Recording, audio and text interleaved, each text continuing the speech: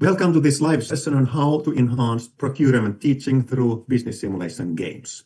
We are delighted to have academics from a diverse range of countries. The challenges of procurement teaching and learning are global. So if we start with these kind of general challenges of procurement education, we have noticed that the general challenges of education and learning in business in general very much relate to how to illustrate the dynamics and interrelatedness in business operations. Procurement education faces the fundamental challenge of effectively conveying the complexity, interconnectivity, and dynamic nature of procurement within the broader context of supply chain management. Procurement is also integrated with finance and strategy.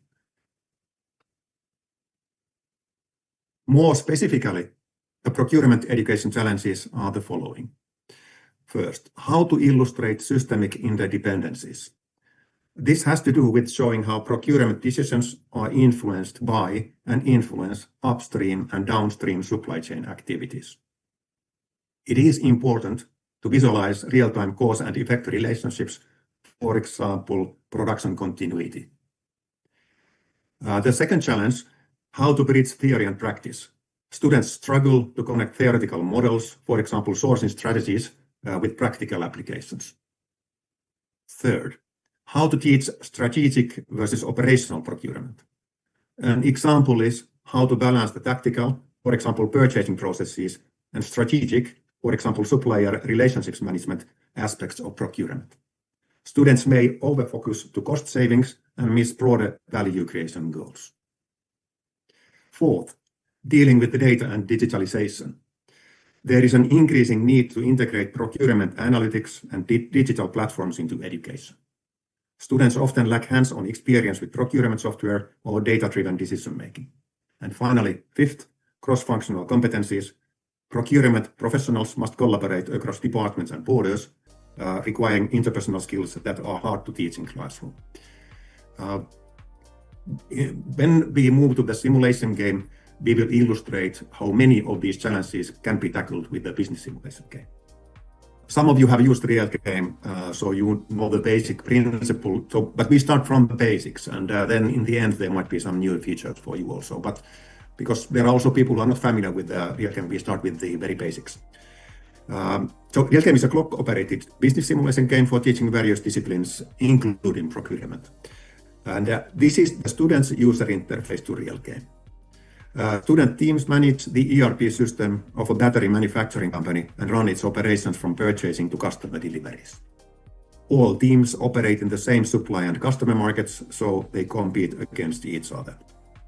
The student team's performance is measured by KPIs such as profit, gross margin, order backlog, average purchase price of the components, inventory turnover, inventory levels of components, and so on. And we will have a look at some of these KPIs in the end of the presentation today.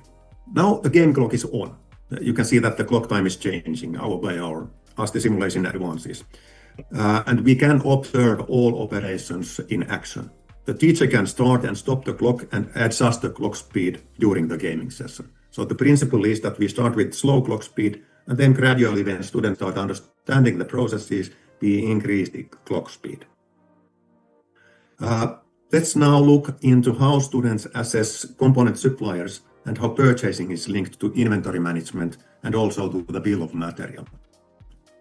So we will start with the production line of the company. So all the basic operations can be found in this menu here, and I will first select production. Here we have the production line of Stormvolt Limited, a battery manufacturing company. And the production line is now operating, well, I will start the second shift. I want to have two shifts running like this.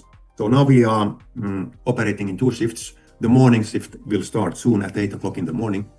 And the bars you can see within the production line illustrate hourly production output from the production process.